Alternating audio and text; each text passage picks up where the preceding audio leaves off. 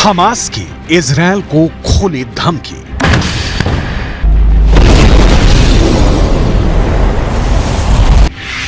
एक भी बंधक जिंदा वापस नहीं जाएगा।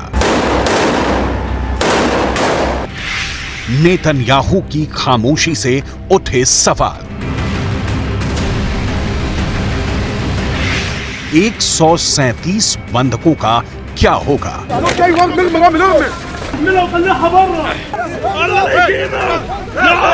क्या इजरायल उन्हें हमास के हाथों मरने के लिए छोड़ देगा या हमास की मांगें मान लेगा? हमास के प्रवक्ता अबू उबैदा ने इंटरव्यू में कहा, ना तो फांसीवादी दुश्मन और उसका अहंकारी नेतृत्व, ना ही उसके समर्थक बिना किसी आदान प्रदान या बातचीत व मांगों को पूरा किए बगैर अपने कैदियों को जिंदा ले जा सकते हैं, ना ही वो जाने देगा। हमारे पास हर मोहल्ले, सड़क और गली में इस बर्बर कब्जे वालों से लड़ने के अलावा कोई विकल्प नहीं है। दुश्मन के विनाश का मकसद हमारे प्रतिरोध की ताकत को तोड़ना है, लेकिन हम अपनी भूमि पर एक पवित्र युद्ध लड़ रहे हैं। हमास की मांगे मानना इजरायल के लिए आसान नहीं है, लेकिन मुश्किल यह है कि इजरायल बंधकों को मरने के लिए छोड़ देता है तो फिर विश्व बिरादरी के आगे उसकी नाक कट जाएगी। मतलब इजरायल के प्रधानमंत्री बेंयामिन नेतन्याहू के आगे कुआं है और पीछे खाई। अगर हमास की बात मानते हैं तो उन्हें तत्काल युद्ध विराम घोषित करना होगा, जो इजरायल नहीं चाहता, और बंधकों को उनके हाल पर छोड़ देते हैं तो इजरायल की जनता उन्हें माफ नहीं करेगी। सवाल है, फिर नेतन्याहू आगे क्या करने जा रहे हैं?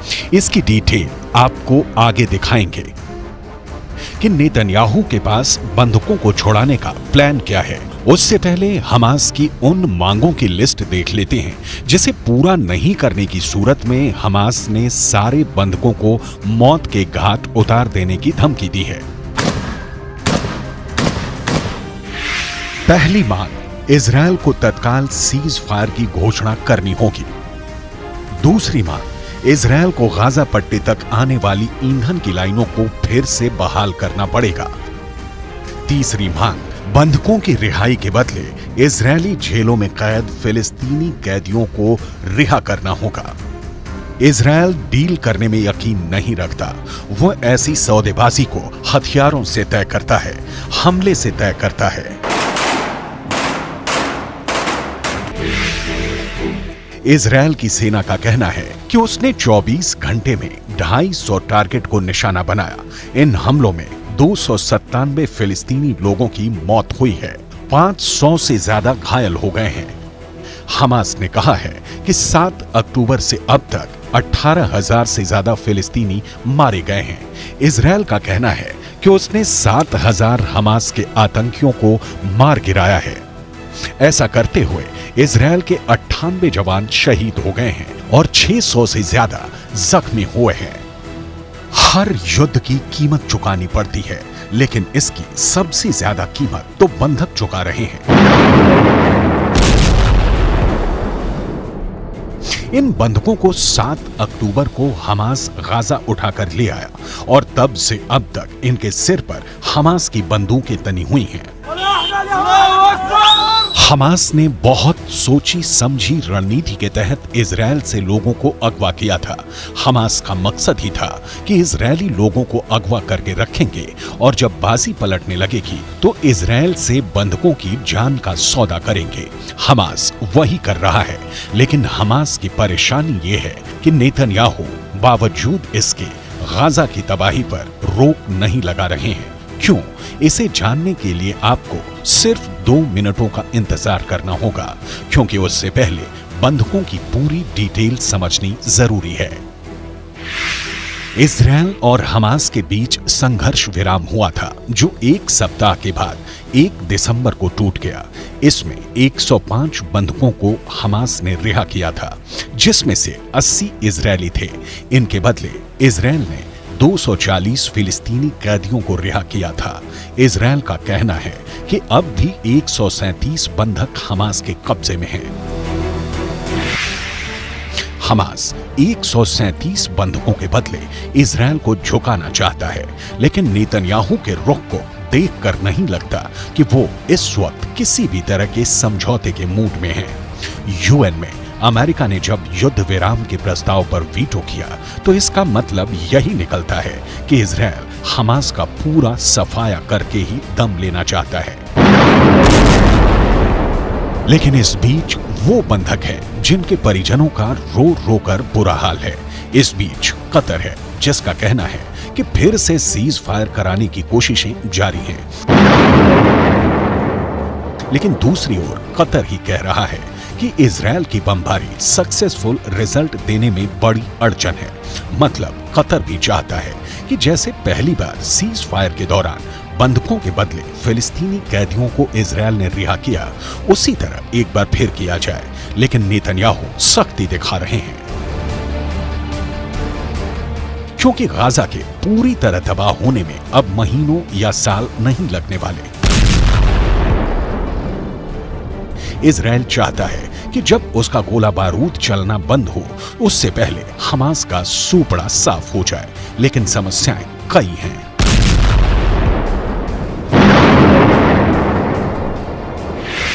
हमास ही नहीं, इजरायली सैनिकों को एक और से जंग लड़नी पड़ रही है, और ये जंग है सैनिकों की बीमारी। इसके अलावा यमन के हूती हैं जिनका हमला रुक ही नहीं रहा। इसके साथ ही हिजबुल्लाह है जो लगातार धमकी देते हैं, और तो और ईरान है जो लगातार इन संगठनों को खाद पानी देता है। बेंयामिन नेतन्याहू सत्ता में सुरक्षा की गारंटी देने के साथ आए थे, लेकिन 7 अक्टूबर के हमले ने उनकी गारंटी की चिंदी बिखेर दी। अब नेतन्याहू के सामने युद्ध है, और इस युद्ध में इजरायल की जीत की गारंटी पूरी करनी है, लेकिन नेतन्याहू फंस गए हैं। इजरायल के डॉक्टरों का कहना है कि गाजा के अभियान में लगे कई सैनिक पेट की एक गंभीर बीमारी से पीड़ित हो गए हैं, जिसे वो शिगला कहते हैं। कहा जा रहा है कि साफ सफाई के खराब माहौल और युद्ध क्षेत्र में दूषित खाने के कारण ये बीमारी फैल रही है। ये खाना शिगेला और हानिकारक बैक्टीरिया से दूषित हो जाता है। परिवहन के दौरान इस भोजन को ठंडा भी नहीं किया जाता है, जिसके चलते बैक्टीरिया इसमें बने रहते हैं, और जब उस भोजन का सेवन किया जाता है तो सैनिक बीमार पड़ जाते हैं। इजरायल की सेना उत्तरी गाजा में इस वक्त भयंकर तबाही मचा रही है। गाजा का मोर्चा इजरायली सेना के लिए जाना पहचाना है। गाजा इजरायल के बीच की दूरी भी कोई समस्या नहीं है, लेकिन युद्ध जैसे जैसे लंबा खिंच रहा है, मुश्किलों का आना लाजमी है। शिगेला बैक्टीरिया का एक प्रकार है। जब यह शरीर के अंदर प्रवेश होता है तो पेचिस का कारण बनता है, जिसे शिगेलोसिस कहा जाता है। इसके लक्षणों में बुखार, खून या लंबे समय तक रहने वाला दस्त, पेट में गंभीर ऐंठन या डिहाइड्रेशन शामिल है। अगर इस बीमारी का समय से इलाज ना हो तो मरीज की जान भी जा सकती है। 7 अक्टूबर को इजरायल ने 1400 लोगों को खोया, और उसके बाद 98 सैनिक उसके मारे गए हैं। इजरायल अपने जवानों को उच्च स्तर की ट्रेनिंग देता है। गाजा में बीमारी के फैलने के बाद नेतन्याहू सरकार एक्शन में है। सैनिकों को स्वस्थ रखने के साथ ही गाजा को इजरायली डिफेंस फोर्स खाक बना रही है, और सिर्फ गाजा ही नहीं, इजरायल यमन पर हमले की भी तैयारी कर रहा है। इजरायल के राष्ट्रीय सुरक्षा सलाहकार तजाची हानेगबी को सुनिए। इजरायल हूथी विद्रोहियों को रोकने के लिए दुनिया को संगठित होने का कुछ समय दे रहा है, क्योंकि ये एक वैश्विक मुद्दा है। लेकिन अगर दुनिया कोई व्यवस्था नहीं कर सकी तो हम नौसैनिक घेराबंदी हटाने के लिए कार्रवाई करेंगे। इजरायल को आज न कल हूथी और हिजबुल्लाह जैसे संगठनों से दो हाथ करना ही होगा, क्योंकि हमास के खात्मे के बाद ये संगठन ईरान के नेतृत्व में ज्यादा एक्टिव होंगे।